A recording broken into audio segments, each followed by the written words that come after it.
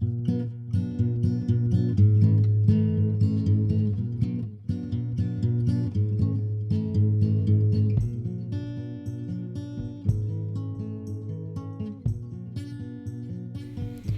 welcome to Mod Midwives. I'm Gina Gerboth. And I'm Nedra Hale, and we are home birth midwives serving the Denver metro area. Well, how are you doing today? Well, honestly, I'm super tired. Yes. I am only partially coherent. Yes. This is probably going to be the best podcast ever. Yes. We taught all day yesterday from 8 a.m. to 9 p.m. Yes. And then... Super long day. And then we had a birth. And then we got up at 2 a.m. Yes. to attend a birth and got a little nap this morning, but not a great one. I think I got a better nap than you did. Yeah, I just have so much trouble sleeping in the morning. It's really unfair. I actually feel like I've always slept better in the morning. Oh, really? I don't know why that is. I get up, my eyes pop open at about like 5:40 every morning. And so when we get home at 6, so we weren't technically gone that long, but it was just a interruption of sleep with already tired bodies. And so when we get home at 6, it is a big challenge for me to go to sleep. And I try to black out my room, but it's just the clock, my body has a clock. And it was ready to get go up. To sleep, body. I did get a pretty decent nap, although I got interrupted by a call from the imaging center, which was very annoying. And yes. My husband heard the conversation that he said. He's like, it was like a Kafka-esque conversation. Early in the morning, we were going round and round. And I don't know why they called it 6:57 in the morning, but they did. Do they even care about midwives No. out there in the world? No. No, they don't. There are people that don't sleep. We are people that don't sleep. Exactly. So, yeah, and it was really a long day because we were on all day talking. And yeah, it was a really good day. It was great. But it was super long and lots of energy. And I don't know about you, but my whole, I think, last 10 days has been pretty full. Yes. And yes. I went to El Paso over the weekend, and that was super fun. But, just there has been no downtime. My laundry pile is very large. It's all good stuff, but it's a lot of stuff, but all good. Yes. So speaking of being really busy, we thought that this would be a good opportunity to talk about the holidays with a new baby. Yes. Because a lot of our listeners are probably first-time parents or haven't kind of figured out how to navigate this yet. And so we thought that we would kind of talk about what that might look like for how you kind of navigate this holiday time per year. Yeah, I think that's a great idea. Year. Yeah, I don't know how everybody else feels about it, but I always feel, I feel like a terrible person saying this, but I feel a sense of dread a little bit when we get into just how much is going to be happening through this season. Where does that come from? I'm going to sound like a therapist. Tell me more about that, Nedra. I just feel that there is a large weight of responsibility to pull everything off and to honor everybody's, all the things that people have hanging on tradition. And of course, like many families, we've had deaths around the holidays. It's a super common thing. And so, so there's that little aspect of grief as we go through the holidays, but it's mostly pressure. It's just like, oh, I have to cook and I have to, and I realize I'm using the word have to, but it's really hard when you're the one that is responsible for everything. Somebody needs to do it. Do you feel like it was a lot of pressure when the kids were little too? Or do you feel like it's increased as they've gotten older and had more? Definitely when they were little, it was probably worse, because I actually try to unwind this horrible thing that we've created a little tiny bit every year, so my mom did Christmas really, really big, for example, and I didn't want to just quit everybody cold turkey because that seemed kind of mean, but every year we just make it a little smaller and a little bit smaller. And same with Thanksgiving. We used to have a whole bunch of dishes, and now it's, it's a pretty, it's like a large, reasonable meal. We did decide to use compostable dishes for Thanksgiving this year. We just don't want to do it. We just don't want to do it. But what is your actual application of the compostable dish? Do you have composting facilities available? So in Denver, you can, it's an add-on to our trash service. Oh, that's nice. Our trash service actually is, quote unquote free. It's included with our tax money where we do trash and recycling, but you can add compost. I think it's $100 a quarter. And so we do that. So we can actually compost. That's great. Compostable materials at our house. I'll bring my compost to your house. Totally fine. And it's not like backyard composting where you can't do meat or things like that. You can put all of that stuff in. Really? In the city composting. Mm-hmm. Interesting. Yeah. So that's what we're going to do to try to just simplify it a little bit. Yeah. Well, as you know, we just moved into our house and haven't set up our composting thing. And yet. I don't know, you live in a different city, so it might not be available to you. I'm thinking that you can't, like if you have the compostable plastic-esque stuff, I don't think you can put that in your backyard composter. No. Yeah, it's like a special it's like thing. A commercial composting or something. Yeah. Yeah. So that's what I was curious about. Yeah, no, so we have an extra bin. It's the size of a whole dumpster thing, a regular bin. I think we're getting off topic. I think we are too. So let's bring it back around to the holidays. Compostable dishes. The point was, what can you do to make things simpler? Yes. And that was something that we thought we could do this year. I think that's great. I don't like to use, I'm a little bit difficult about single-use items. Yeah. And I decided I could let go of that for Thanksgiving. I unequivocally... this sounds so terrible after I just said all that stuff about all the responsibilities of the holidays, but I don't think it feels right to use disposable dishes, even from a like a festive standpoint, so I don't think I could do it, but maybe. Well, I don't think we have enough dishes as part of the problem, and I don't want to go buy dishes, so that's not going to happen. No, that sounds like a bad idea. Not going to do that. So, one of the main things that people struggle with around the holiday are kind of challenging family dynamics. Oh, yes. I mean, truth. Hashtag truth. There's a lot. What are some things that have come up for you as think back to being a new parent, maybe Yeah.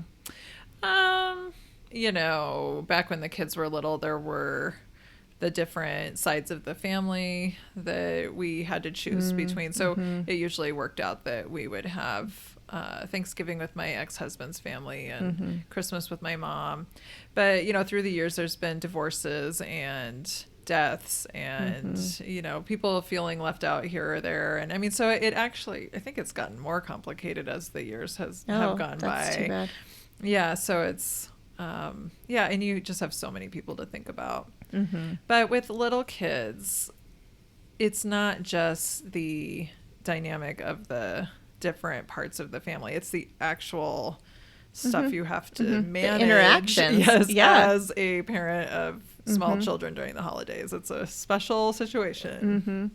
I think that one of the biggest things that I noticed when I was a new mom was the kind of questioning the way that I was choosing to do certain things. Oh, yes. So, for example, if my baby would fuss at all, I would offer the breast, and that turned into a big, you just are going to overfeed that baby. Oh, I know. You shouldn't always nurse that baby. Spoiling the baby.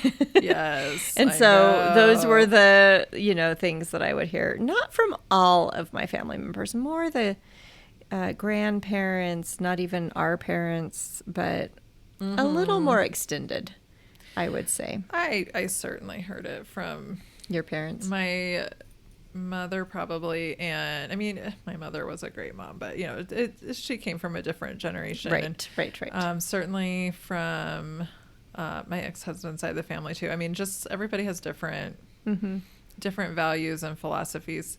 But have I mentioned how great it is to have a baby when you're older? I know I have. You have before, yes. In fact. But one of the great things about having a baby when you're older is that you get so much stronger in how you want to do things. So by the time Emmett came around, I had all of this just ready to go information about why you shouldn't let babies cry. Like And did my you- goal is to never let this baby cry for even 1 second. Was that your approach to like educate them? Or did you, because I would say my approach was thanks so much for your concern. And now we're done talking about this. I think I Yeah. was a much more shut it down kind of person. I think earlier on, I definitely was in the education. You wanted to kind of explain why you were making decisions. This is why I'm doing this, maybe even defensive a little bit. And then later on, it's definitely, I don't really care about what you have to say about this, but here's why I'm doing it. Here's why, yes. I think they're both valid approaches. I think that it depends on who the person is. Yeah. And it's probably because some of my criticism came from another generation up, where I felt like there was kind of no point.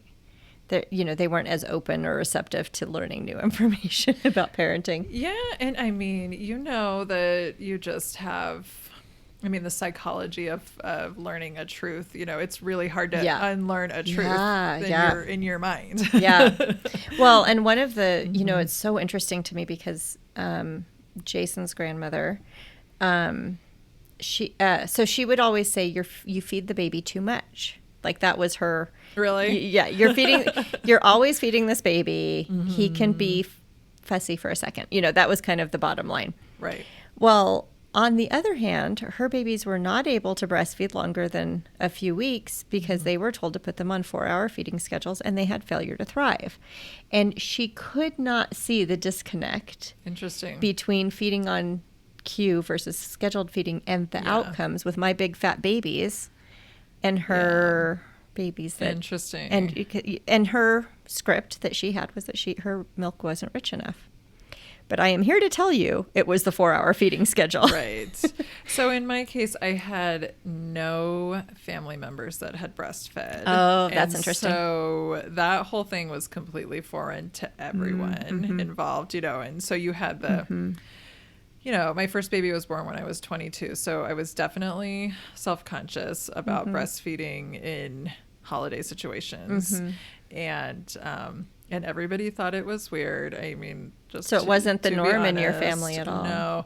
I think it's maybe a little harsh to say that my mom thought it was weird necessarily, but it was just something she didn't know anything about.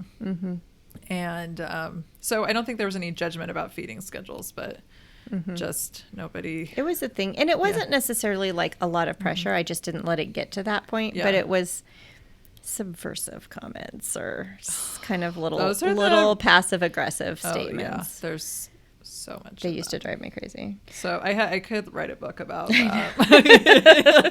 And breastfeeding was by and large the norm for both my family and Jason's family, which is pretty weird. That is unusual. But not his grandmother. His grandmother didn't breastfeed very long, but she did try, which is more than a lot of people did in that day and age. So that's great. I know that my grandmother breastfed all her children for exactly 1 year.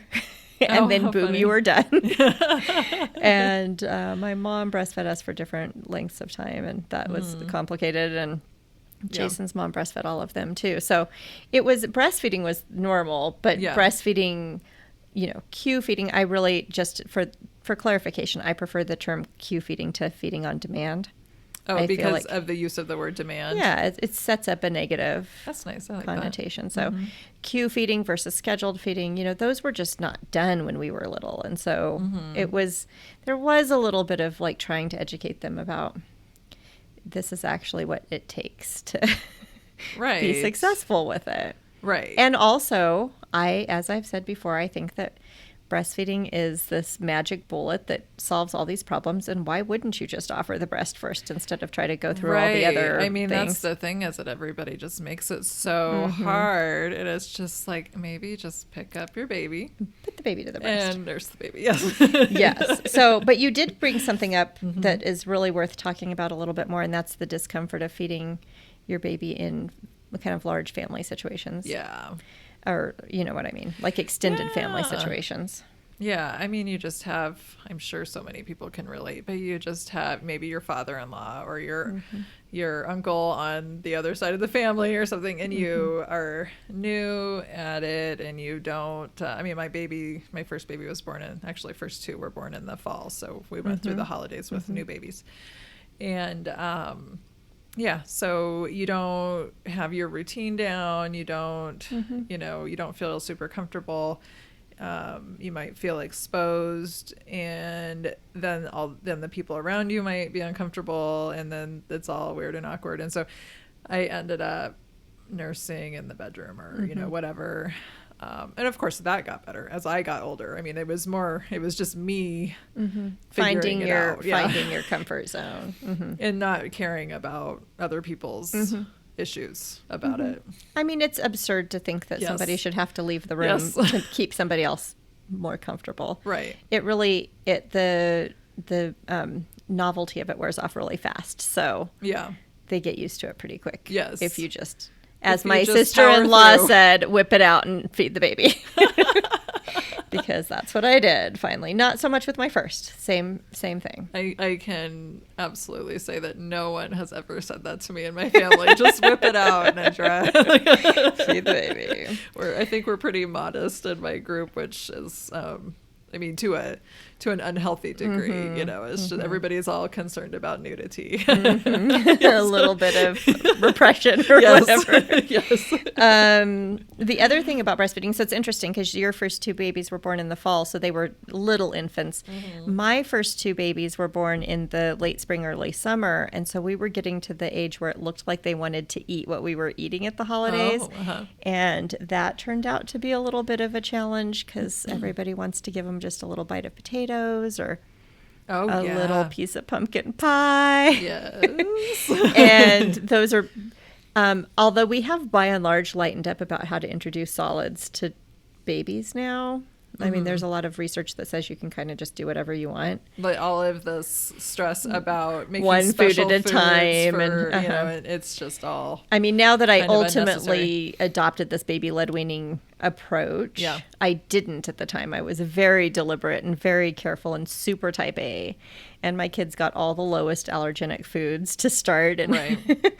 so I didn't do that when I had those two, and I felt there was a little bit of pressure to.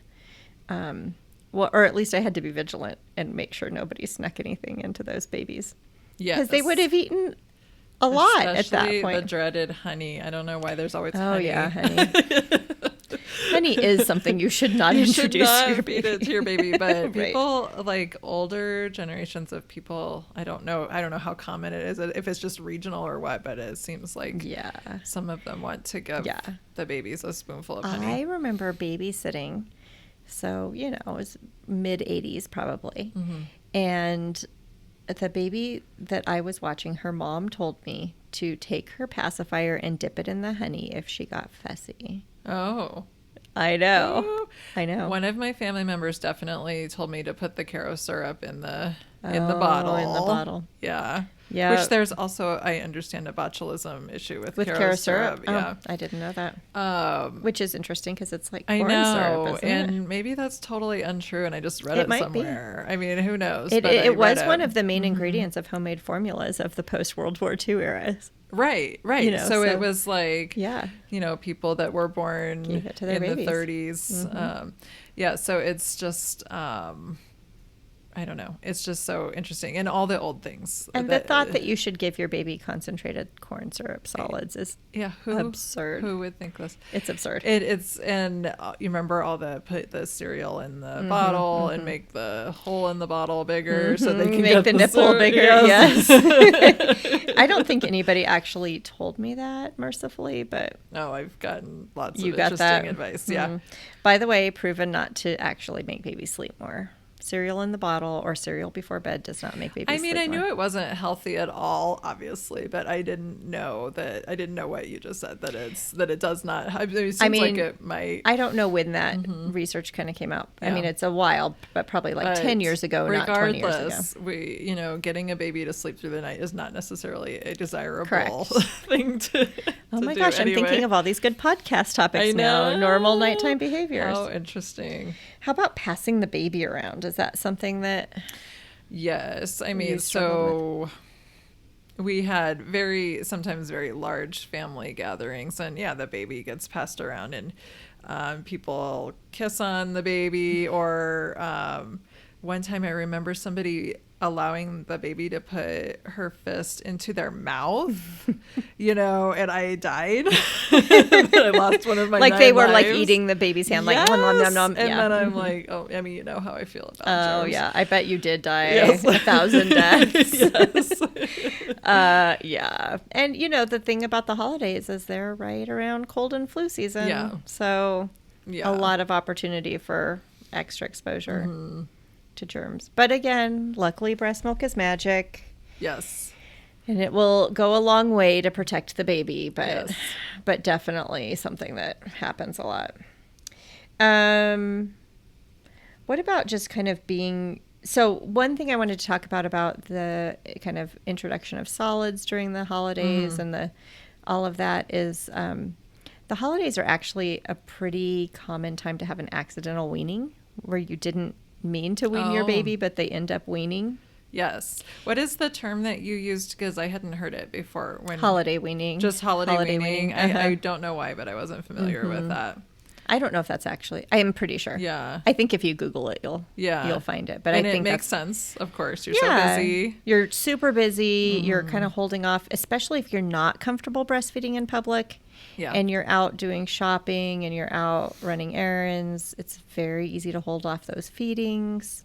Yeah. And then your supply decreases. Yeah. And the baby's distracted. It's really 6 to 12 months is kind of the risk category. And those are really distracted nursers usually. Right. I So mean, they're you're happy to cooking not all day nurse. and or Yeah. whatever, or shopping all day, or whatever it is that you're doing. Yeah. And it's easy to say, okay, well, maybe I'll pump and leave milk while I go and finish the Christmas shopping, or And you might, while you might pump before you leave, you're not pumping while you're gone. right. So Because you're too busy. You're too busy to pump. Yeah. Who's going to pump? And same with the cooking. I mean, Yeah. grandma can hold the baby and feed baby a bottle, but nothing's happening with your breasts. Well, except They're getting really full. engorged. Yes. And as we know, when your breast is full, it sends a signal to your brain that says, hey, I guess we don't need this milk, so I'm going to make less tomorrow. Yeah.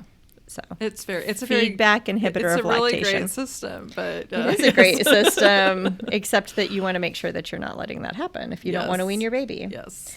I do think people use bottles more, pacifiers more, Oh, those yeah. kind of things at this time of the I year. think that's true. And so, you always want to make sure that you're not skipping feedings, for sure. Yeah. For sure. So what about, let's back up to the passing the baby around strategies. So, How do you stop that every from time my happening? baby would fuss at all, I would pick him back up and nurse him and then get told that I was nursing the baby too much. Right. When somebody says, well, they don't need you every time that they cry, then what do you say? I want my baby back. Yes, they do need me every time that Yes. they cry. Yeah, so by the time the fourth one came around, that would be my response. Yeah. Yes, actually, he does need me every time he cries, so thank you. Yeah. But, it's such an That's a evolution. And that's a good point. It's a really good idea to come up with some scripts. So Yeah. have your response ready to go, because how often does somebody say something to us and we're like, "Oh crap, I should have said that. Yes. I shouldn't have just rolled with that. I should have." Just know your power as this child's mother. You are the mama. Yes. You are the mama. I had to tell somebody that today. You're the mama now. And even if they think you're totally bonkers, you still get to have the power here. You get to be the bonkers mama. Yes. Totally cool. What about travel? A lot of people travel during the holidays. As you know, I am a super avid road tripper. And so I have lots of experience with the road travel part of traveling with a baby. It's super hard and challenging. And one of the things that makes it hard, I think, is that so many of us grew up in families that just pushed, like their dads would push through the road trips for, like 15 hours without stopping. We're not stopping. Pee Here's in a bottle. Yes, exactly.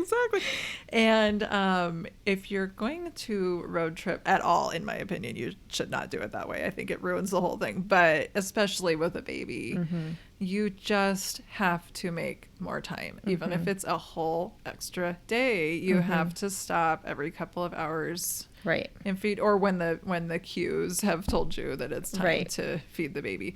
Because otherwise you end up with a baby that's crying in the back seat, and maybe you have other kids that are trying to soothe the baby.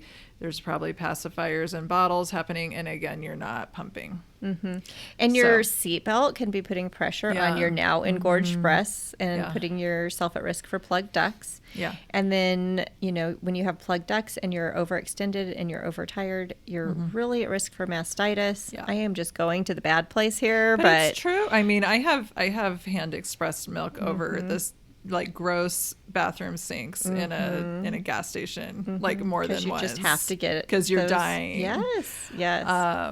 So my advice here is, I mean, like I said, slowing it down, but my strategies specifically are that we have scheduled stops, and we know where we're going to stop and have a picnic lunch, because the kids can get out of the car, and you know, so we don't stop at restaurants very often. We stop where we can be outside.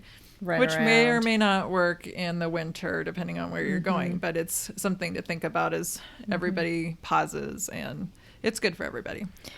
So I have a suggestion, which is horrible, and it's going to appall you so much. Oh, no. If it's the winter and you can't get outside, even though we hate fast food, play places are an option. And I think that the germ factor is... There's flu on it. I know. So you do have to weigh the risks and benefits. Yes. But for me, getting them running around a little bit was always worth it, even if it was a play place at a fast food place. We have in a pinch. Or malls. Malls sometimes have indoor playgrounds and stuff like that. Yeah. Just something, and it's always a bonus if there's something interesting to learn or look at where we stop. Air travel, what do you think about strategies? I think it's really similar to what we tell pregnant people, which is to get up frequently, drink a lot of water. It's so easy to get dehydrated when you're flying. I don't know why. I don't understand it. It must be the climate control. But so therefore you need to drink more water and get up frequently. For pregnant people, there's a risk of blood clots, so that's why you want to get up and move. But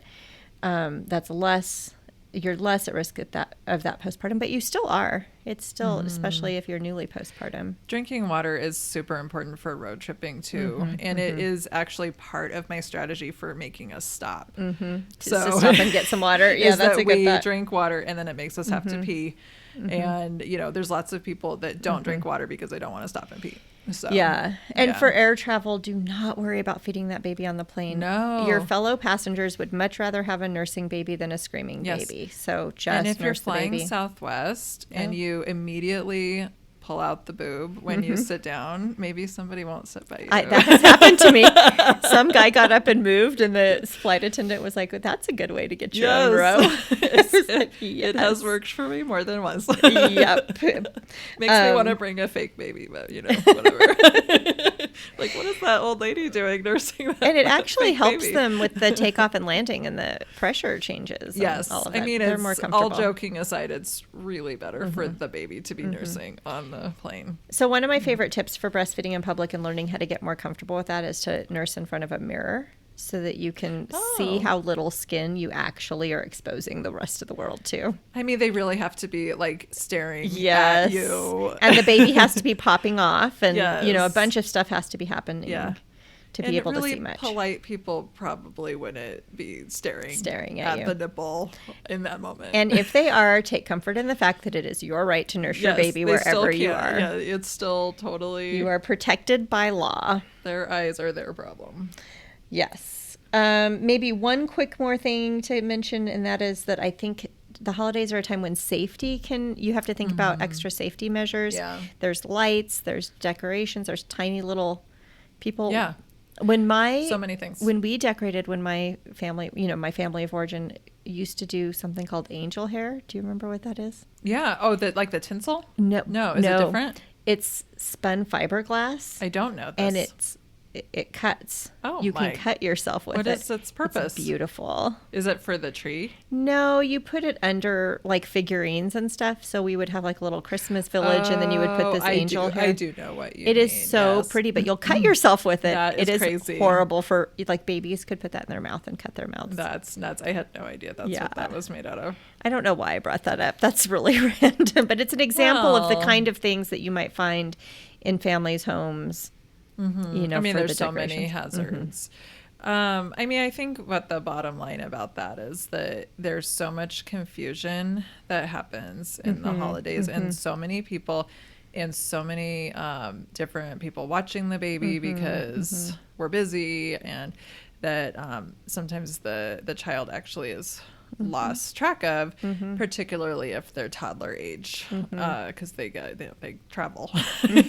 They move away from the chaos, and then there are poisons. There are, you know, there's all sorts of hazards, and when you go out, those hazards are there too. You know, there's alcohol. Even just think about alcohol sitting around. How many stories do you know of children taking drinks of finishing all the empties and the little bottles? I know lots of stories like that. Yeah, so just lots of little things that can happen that we might not be paying good attention to. So I think I think just the parents need to always know who is in charge of that baby at every moment. And making sure that you're remembering that your baby is, you need to kind of stop and slow down and take some time to spend with the baby, and remember they're part of the holidays. They're not just part of the whirlwind of the holidays. And so making time for kind of the connection during the holidays. And, and attention, just paying attention. Yeah. And it just goes with that slowing down in general with your life, you know, so you would enjoy this experience with your child more if you maybe I reduce hope the I was obligation. better about that when they were little. I think I was, but I am so not right now. I'm pretty sure I wasn't. I mean, maybe. I think we did it differently, where we, you know, did all the little kids special stuff, and that we don't do as much now, although I still do have a little kid. But I know I was busy. I've never had a time when I wasn't busy, and it's, you know, it's that's kind of my personality too, so I'm not sure. I hope I wasn't as busy as I am now. That's all I have to say about that. They could talk to their therapist about I know. Later. Fodder for therapy. For sure. All right. Well, that's really all that we wanted to cover about the holidays and the babies. Yes. You know, it's just... We could write a novel. We could write a novel, but we wanted to just touch on a few things to hopefully give you a little insight and some tools and some tricks to make the holidays a fun time, because really... that's the point, is to have fun and spend time with your family. Yes. Including your baby. Especially your baby. Especially your baby. Exactly. Yes. All right. Well, don't forget to follow us on social at Metro Midwifery. I always say social, but you know what I mean. Facebook, Instagram, Twitter, all the things.